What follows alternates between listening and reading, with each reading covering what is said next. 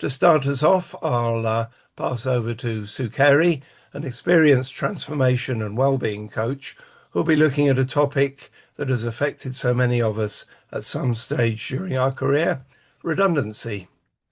So thank you, Sue. Over to you. Thank you very much, Mark. Let me just share my Yep, if you screen. just want to share your screen, yep, that Yeah, all can looks you see it good. okay? That's great. Brilliant. Well, thank you, Mark. So, welcome everyone. I'm Sue Carey, and for more than 20 years, I worked as a learning professional, a mentor, and a coach, working within or supporting IT departments within large corporate organizations. But back in 2020, I decided to leave the corporate world to pursue something a little bit different, building on the experience that I'd gained in the workplace. And this has since evolved into my brighter life. And I focus on helping others navigate change in both the workplace and also in personal life as well. So today's session is all about exploring the human impact of redundancy and change. And I'm going to share some simple, some practical tools to help you stay grounded, to manage uncertainty, and to support one another through what can actually be a really challenging time for many of us. Now, as I go through the session, please do pop your thoughts and questions in the chat because I think the more that you interact, the better the experience is for everyone on the call. Okay, so if we're ready, let's get started. So in IT service environments, okay, change is something that we're all very familiar with on a day-to-day basis. So it could be there are new systems being implemented, it could be upgrades, it could be restructures, and constant pressure to keep those services running as well. And most of the focus in these environments is usually on systems, on processes, service level agreements, on outcomes. But when redundancy happens, it doesn't just affect workflows, it affects people, it affects us, the workforce. Now, I always love to start these sessions with getting a bit of interaction right at the beginning. So I would love to hear from you in chat. Now, whether you've previously been affected by redundancy, whether you're going through redundancy at the moment, or possibly it might be in your future, I'd be really interested to hear your thoughts. So if you had to think of one word that describes redundancy for you, how does it feel? What would that word be? And if you don't have any experience of redundancy, that's fine. Just think of any other significant change or perhaps an uncertainty that you faced in the past that you think would be comparable. Right, I can see lots of activity in chat already, which is fantastic. So stress, depressing, dispiriting, absolutely. Thank you for that. Anxious, Claire, I get that. What else do we have in here? Discarded, okay. Apprehensive, volatile. Scary. It can absolutely be scary, particularly if you've never been through redundancy before. Devalued, dread, absolutely. All great words. Um, I've popped up on screen a word cloud that picks up some of what you've said, but also some additional words in there as well. And what you'll notice straight away is that there is quite a wide range of emotions that we've all come up with, things that can be different to each other, and that's absolutely normal. But you'll see also on screen that for some people, it can also be a positive experience as well. And it's very easy to think of redundancy as negative, but it can offer to opportunities to explore new career paths, to reevaluate our lives. So words like freedom, perhaps hope, confidence building, reinvention can actually lead to a much more optimistic approach. So I think the key message here really is that the experience is very different for each of us, depending on many factors, our values, our beliefs, our wants, our needs, our hopes for the future, and so on. So thank you for putting your thoughts into the chat. That's great. So let's spend just a few minutes looking at what happens to us when big change or uncertainty hits, such as a big change like redundancy. We can often experience things like a sense of loss, not just losing a role, but losing our identity and possibly our routine as well, we lose that sense of clarity around the future. It becomes a bit more a bit more ambiguity, and of course, pressure as workloads might increase if we're picking up, others might be leaving, we might remain in the organization and have to pick up additional workload. So there's a lot to process, a lot to think about, and we very much rely on connection in the workplace, connection with our work, connection with other people. And when that's taken away from us, we almost go through a grieving process, a big sense of loss. And you can see some of those examples up on the screen here. For example, a loss of attachment because we connect with others intellectually and emotionally. And even though many of us may be quite logical thinkers, the experience that we go through with redundancy can be quite emotional. And if you're not used to experiencing that, it can be quite a shock to the system. So some people in change can have that loss of attachment, particularly if a very key team member or even a leader leaves the team. It can feel like we lose a little bit of a sense of who we are, what direction we're taking. It can also feel that we start to question, where do I belong? So that loss of territory. We all need to have a sense of belonging in some form of a or another, either a sense of belonging to our teams, or, as I say, a sense of belonging around, what I do, what my purpose is. We can also get a sense of that loss of identity because many of us want to feel valued, we want to feel involved, we want to feel that we are part of the decision process. And as changes happen, we end up having to be quite adaptive, and we can sometimes lose sight of what value we bring to the organization. And then, of course, particularly if you've worked for an organization for a long period of time, there can be a real sense of a loss of future. You may have well thought that you were going to stay with the organization for a long period of time, and then we lose that. So we have that sense of not knowing who we are as an individual and what we stand for within that organization. A loss of meaning, so again, direction, hope, positive expectations, and so, for some of us, a loss of control as well, because although a lot of us want to feel a certain level of control over our life and over our work and our plans for the future, some of us have a very, very strong need for that. And that sense of lost control can really impact us quite severely. Now, each of these will have varying importance to every one of us. But if all of them become unbalanced, then we can really start to question ourselves and the perceived reality around us. Now, if I was to ask you the question, which of these is most important to you?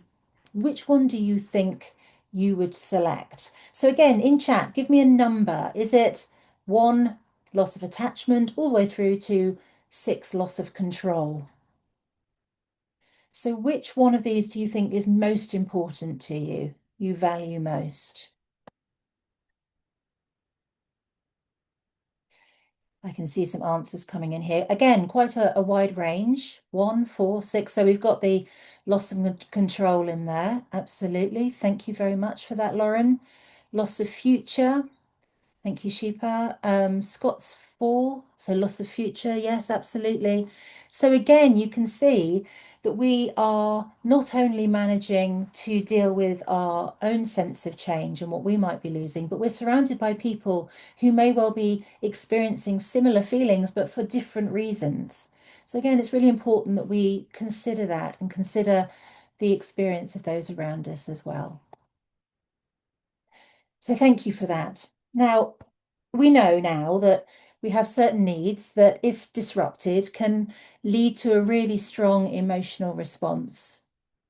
And if you've attended any kind of change training in the past, you might have seen something similar to this. This is the change curve, and it's often used by companies to help support employees as significant change is implemented.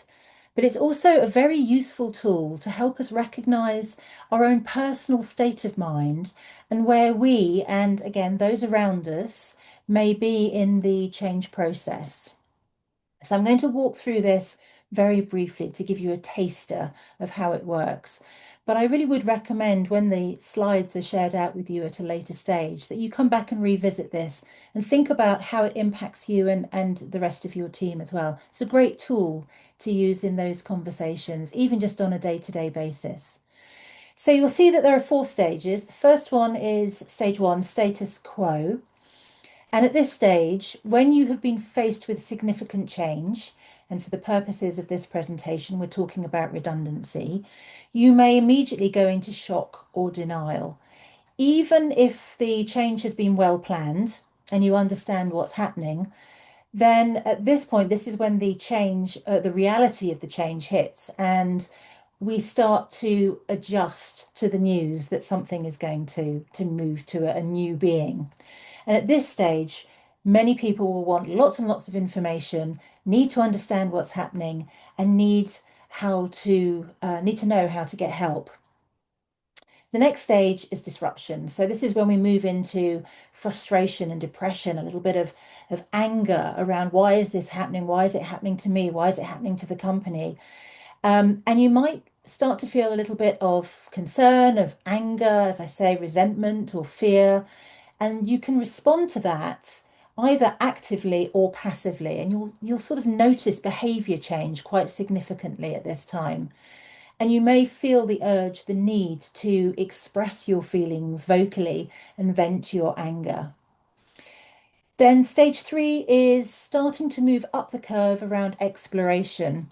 And this is where we start to see a bit of a turning point for you as an individual, because this is where we start to accept the change.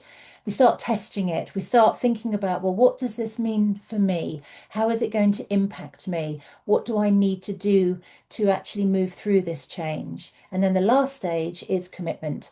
And that's where changes, if you're still in the workplace, become second nature. And if you're moving on from the organization, it's where you start to actively be looking for new opportunities.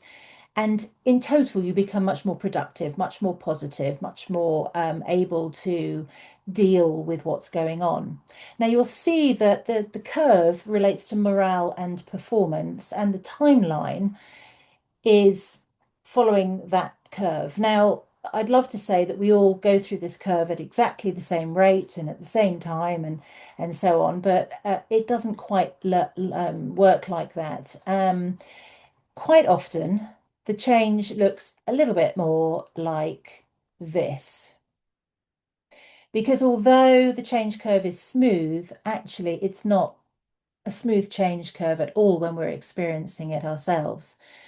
Um, there are lots of highs and lows, lots of ups and downs. And in fact, every day can feel very different and generate lots of different emotions. So some days you can feel quite positive, quite good about the change, and other times you can find yourself really stuck in the negative and struggling to get yourself back out again. Now, if this looks familiar, give me a thumbs up emoticon or comment in the chat as well. I'd love to hear whether this is something that you recognize in yourself. Yeah, I can see here 100%, absolutely. Um, just something to be aware of as we're going through significant change. Thank you, Elizabeth. I can see your comment as well. So what I wanted to do was to not just give you a little bit of theory around what's happening with redundancy and what's happening with your emotions, but also to give you a couple of techniques to manage those sort of more vocal emotions that you might be experiencing. Because when we experience redundancy, we are impacted both emotionally and physically. And when the brain senses uncertainty, it treats it a bit like a threat. So, what we tend to find is that our heart rate increases, our thinking narrows down, we become much more focused, or we're unable to see the bigger picture. It can work both ways. And our emotions become a lot stronger than perhaps they are under normal circumstances. So, having some grounding tools in our back pocket can really be helpful. Having these strong emotional responses can be useful in emergencies, but absolutely exhausting if we have them going on for weeks or months. And in IT service environments, particularly, you're often expected to stay calm in front of your customers, your clients, solve problems, keep those services running. And even when things feel quite uncertain or overwhelming, you are expected to operate in a professional manner. So these tools are going to help you switch your body back into a much calmer state. They're very quick techniques that you can apply, not just for dealing with big change, but actually in day-to-day, smaller change circumstances as well. So that instead of reacting on autopilot, we can respond with more control and focus. So let's try one of these and see how it works for you. This is where I'm going to get you to actually give it a go. The first one is called box breathing. It does go under a few different names. It's basically taking the opportunity to calm our breathing down.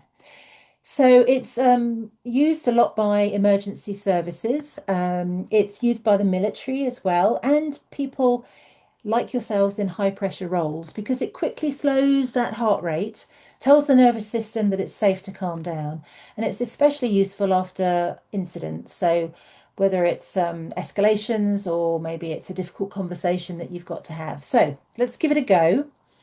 We're going to go through a breathing process. When we breathe in through your nose, and when we breathe out through your mouth, and make sure that you release all air if possible. So what we're going to do is we're going to breathe in for 4, we're going to hold the breath for 4, we're going to breathe out for 4, and we're going to hold it for 4. And then we're going to repeat it one more time. Okay, so let's give it a go. Remember, breathe in through the nose, breathe out through the mouth. Make sure you're sat comfortably in your chair. Your feet are firmly on the floor, so you're grounding yourself. Okay, and take a little breath.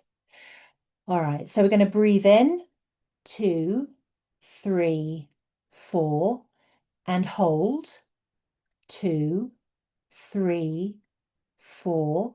Breathe out, 2, 3, 4, and hold, 2, 3, 4. Okay, we'll try it one more time. So again, get ready. We're going to breathe in, 2, 3, 4, hold, 2, 3, 4. Breathe out, 2, 3, 4, and then hold, 2, 3, 4. So you'll see you're actually drawing a box with your breath. Okay, hopefully you're already feeling a little bit calmer. The next one I'm going to share with you is called Name It to Tame It. So really this is focused on thinking about the words that you're using and also the way that you talk to yourself. And it sounds very simple, but it's actually backed by neuroscience because when emotions are high, the emotional part of our brain takes over. But when we name what we're feeling, it actually activates the thinking part of the brain and reduces the intensity of the emotion. So when you notice stress rising, just pause for a moment and ask yourself, what am I actually feeling right now? And try and choose a word to describe it. So it might be that you are feeling stressed or anxious or frustrated. In fact, some of the words that you picked to describe redundancy a little bit earlier. Say it quietly in your head. You can say it out loud if you want to. And then I say, I'm feeling whatever it may be. I'm feeling overwhelmed. I'm feeling anxious, and so on. And it's good to switch it so that you're not thinking about the negative. So instead of thinking I'm failing, actually it's I'm overloaded or this is unbearable. It might be I'm anxious because priorities keep changing. So it helps to shift from self-criticism to understanding. And then the last one here is micro boundaries. Bring that one up. Because after rounds of redundancy, and quite often in companies, it does seem to be cyclical. We have one set of redundancies, and then a little while later, we hear redundancy is on the horizon again. Many people naturally tend to take on more work, they tend to skip breaks, they push themselves harder to either keep things going or to prove their value. This is particularly true of those who may well stay behind in the organization, so they're not actually impacted by leaving. The problem is with this that it keeps the body in constant stress mode and it leads to burnout. So Creating micro boundaries, which are these small realistic limits, will actually protect your energy and your performance. So think about what pressure points you might have in the day. It might be that you work, I don't know, long hours. It could be that you don't take any breaks after there's been an incident. It could be that you're constantly bombarded with emails in back-to-back meetings and so on.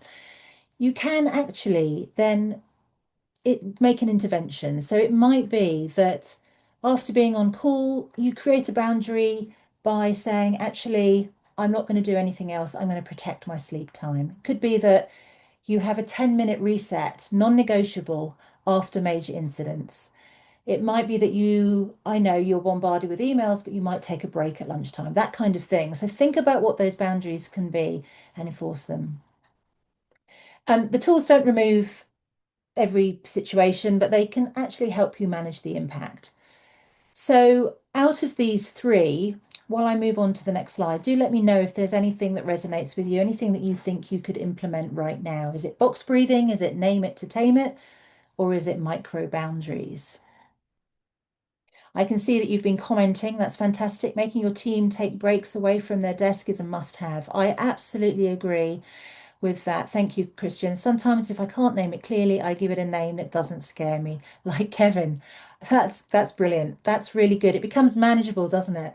It also puts a little smile on your face, so it makes it a little bit less scary.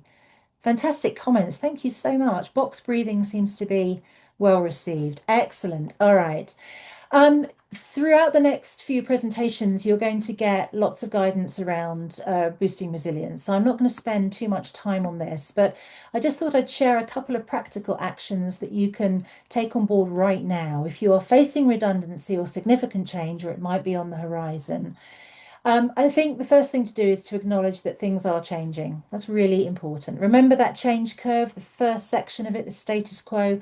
We often go into denial. The sooner we can accept that things are changing, the sooner we can move forward through the curve. We also need to recognize that stress doesn't just come from bad things, it can actually come from good things as well, from good change. And it can take our stress levels up quite high. So, one of the presentations later will talk about stress, so just keep that in mind. Keeping up a regular schedule, really, really important. If you find that you are leaving an organization and that structure at getting up at a certain time in the morning, then make sure that you put some other schedule in place to keep you honest. It's very easy to let healthy eating habits go out of the window as well. So try to eat healthily. And there is usually some level of support out there. If you're still in the organization, seek internal support. If you've left the organization, then think about where you might want to get some additional support through coaching or counseling or something like that. It's really good to write things down. It's much easier, a bit like was said there around renaming things as Kevin, great example. But actually writing it down can do something similar where it makes it less scary. It's very easy, of course, to sit back and not do anything when we're faced with something like that, ignore it, pretend it's not going to happen to us. If we can get proactive, then we can take more control. It's also very easy to vent. You'll want to vent. Remember the change curve? There's that point where you'll just want to show your frustration, your anger, or even as we come out of the curve, your happiness and joy. And that's fine, but just measure it carefully. Think about how much you're venting and ensure that you're venting for the right reasons, not because you feel you need to and it's making you feel worse for that reason. Now, obviously, if you're going through redundancy, you may need to be looking for another job. So social media is a must, LinkedIn, for example. But do be very careful about social media because it's very easy for us to compare ourselves to others. And particularly if you have colleagues who are also facing redundancy and using social media to share that they've got a new job and you're not as quick in getting a job sorted, it can be very disheartening. So again, just watch how much social media you are actually paying attention to. And then the last point here I would really say is just be kind to yourself. Redundancy can be a really challenging time, and it's okay not to be at your best every day. Take some time to rest, be patient, be self-compassionate as well, because that can go a really long way to building resilience. Think about the small steps that you can take. It doesn't have to be something big, a big change. It can be small steps, small changes, small habit shifts that will make a really big difference to how you adjust to redundancy or any other significant change. So they're not all going to work for you. Choose one or two that you think might work for you and then implement them and see what happens. It really can't do any harm. Okay, I wanted to just take a moment as I come to the close of this presentation. I just want to spend a few minutes talking about those who remain in the workplace after others may have left due to redundancy, because it does impact everyone, not necessarily directly, but indirectly. And we often focus on the people who are leaving, but those who stay also experience really significant change as well. It's very common for people in that situation to feel a mix of emotions, sometimes called survivor guilt. You might have heard that term before. Now, if you find yourself in this situation, you might feel sadness for colleagues who've left, alongside relief that you still have a job. You might question why this is happening to others and not to you. It can bring up feelings of guilt. It can bring up feelings of self-doubt. At the same time, workloads often increase. You might find that you're taking on extra responsibilities, learning new systems, picking up work that used to sit with someone else. You may feel that you're unskilled to do that. You might also have some background worry about what might happen next. Would this happen to you in the future? And even when you're still in role, there is definitely uncertainty about future changes, and that can cause a lot of stress and anxiety. So just again, make sure that you look after yourself as well. Um, Work is a big part of our identity, especially in roles where we're known as the problem solvers or the technical experts. So make sure that you look after yourself and don't let it affect your confidence and self-worth, and seek out support if you want to get some, if you're feeling anything in that way. So if any of this feels familiar, it's important to know it's a very normal experience, very a normal response to a very difficult situation. So all the tools that I've shared with you today would apply to you as well, your situation, as well as somebody who's leaving the organization. Okay, so in summary, I'll leave you with a quick reminder of what we've looked at today. Whether you find yourself leaving, whether you find yourself staying or supporting others as a line manager or with an HR organization, whatever it might be, experiencing mixed emotions like stress and uncertainty and sadness, or even relief, actually, in some cases, is completely normal. When emotional needs and connections feel uncertain, it's much harder to focus, it's much harder to perform and adapt. And that's a human response, not a weakness. The grounding practices that I shared with you earlier, they don't remove the situation, but they do help regulate stress and keep us grounded so that we can think clearly, which can really help. I shared with you a few practical actions that you can take right now to help start building your resilience. You don't have to make big changes. You can take these small steps and it will really help. And it's important to acknowledge that the impact on people who remain in the workplace can be just as significant. So change can be hard, especially in high pressure IT environments. But with awareness, with support, and the implementation of small practical tools, it is possible, it really is possible to navigate it in a healthier way. Okay, so thank you very much for listening to me. If there's anything in particular that you're taking away from this session, please do pop it into the chat, because I'd really love to know what would be your one takeaway. Thank you for your contributions in chat. I really do appreciate it. It does make it much more interesting for me to see what's on your mind. Feel free to contact me via LinkedIn or email if you'd like to discuss any of today's content. Thank you and enjoy the rest of the sessions.